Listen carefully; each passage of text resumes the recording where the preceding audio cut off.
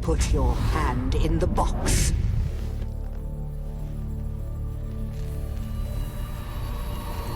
Find the Fremen. Wake the sleeper.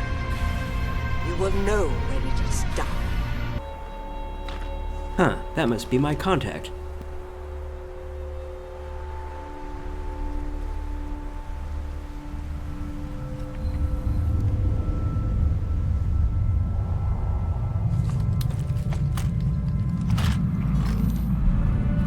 What the hell, man?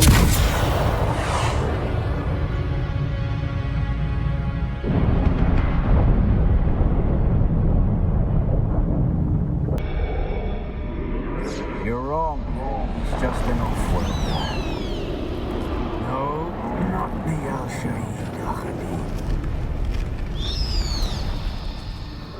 No, Arista said it was just a dream. I agree, but she is almost Sayadina.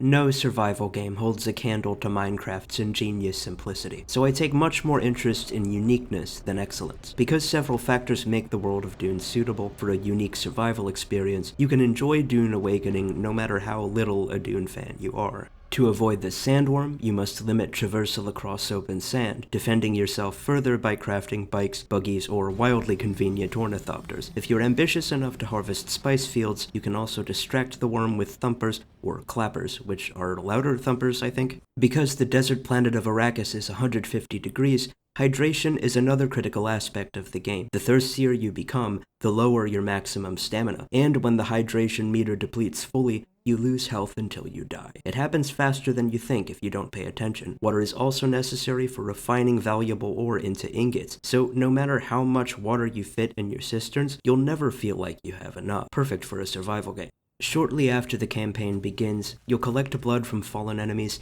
and distill water from that blood with refineries, draw more blood from corpses with better extractors, distill more water from blood with better refineries, store fluids in larger or more portable receptacles, and scrape dew from primrose fields with more efficient scythes. Of course, you can also craft the fabled still suits, though I didn't favor them as much as the more combat-oriented light armor. Still suits collect a negligible amount of wastewater in the beginning, but they can recycle almost all water at higher tiers. Still suits are most useful for players who plan on leaving base for a long time. Otherwise, you can always carry a canteen. Perhaps the most advanced water-related device to use is the Fremen Death Still, which extracts every drop of fluid from a full corpse. A Death Still can extract 10 times more blood from a corpse than the best extractor in the game can. As I advanced from simple camps of 2 or 3 bandits to shipwrecks and Imperial testing stations, the combat felt mildly superficial, but ultimately sufficient. What I appreciated most immediately was that I could actually rely on a knife or a rifle for different scenarios. Charging the odd marksman with a knife actually leaves them pretty helpless to fight back, especially when there are no more than a few enemies. 90% of the time, you'll need to dispatch riflemen with a rifle, and you'll need a blade to pierce the bladesman's shields. As in the actual story of Dune, the slow blade pierces the shield. So you have to do that in the game. It's little beyond a strong attack, but it adds a bit of depth to otherwise exceedingly simple cover-based combat. Isolating bladesmen to engage with them one-on-one is pretty manageable apart from the Krav Maga business that stunlocks you, despite its lack of actual damage.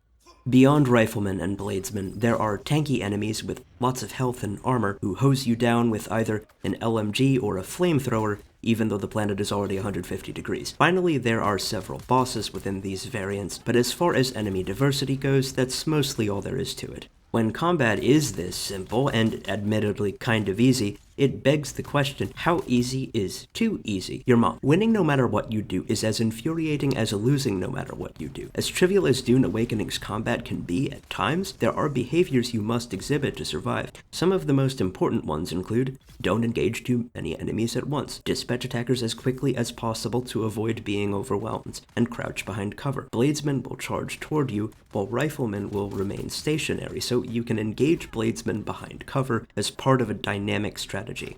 This game does feature devastating combat abilities, but they're largely supplemental because you can endure virtually all combat encounters without them. As I selected the Trooper class, my currently equipped abilities include an Assault Seeker, which is essentially a handheld rocket, a grenade, and a magic pill that makes me stronger for a short period of time. Each of these moves has a pretty generous cooldown, I'd say. There are also passive skills and equipable passive skills that fit into 3 slots. Among the more convenient selectable passives is one that lowers all cooldowns. Because these abilities are so peripheral when you account for gear and skill, the overall progression system is probably the most superficial aspect of the game. During character creation, there are 4 classes to choose, all of which draw inspiration from actual Dune lore: Trooper, Blademaster, Bene Gesserit, and Mentat. But class doesn't matter too much because you'll need to use marksmanship and sword fighting anyway. You can also branch out into other classes' ability trees by completing errands for class trainers across the world. I realize errands aren't the best thing to call a game's content, but I'd be lying if I didn't admit they were errands.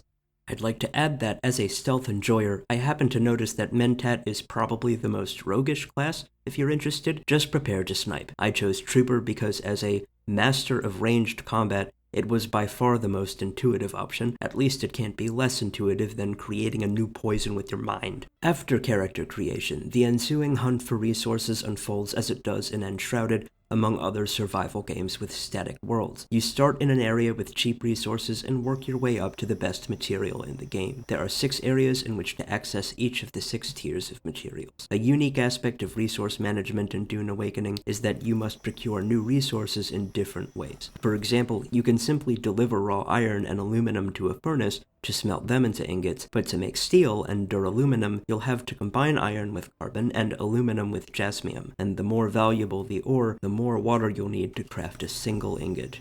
Clearing bases to gather intel for new crafting recipes and carving ore from the landscape are the strongest aspects of gameplay. You can expect the rewarding feeling of gathering enough materials to build a base that brims with amenities and allocating more potent resources to craft stronger gear. As uncommon as questing is in these types of games, Dune is a book after all, so that Funcom has sought to invest in a genuine campaign is understandable. About half the quests are main quests that take you to different instances outside the primary overworld known as Aga Basin, and the other half are slightly insufferable fetch quests. My main problem with this game's fetch quests is less that they're filler, and more that, A, many quests return you to the same instances, almost as if in anticipation of your simultaneous acceptance of those quests. But if you miss an NPC or an entry on the contract board, you'll probably have to clear the same base more than once. Thankfully, since the combat isn't too punishing, repeating dungeons is completely doable, not to mention a great way to farm for essentials like ammo, money, water, and fuel.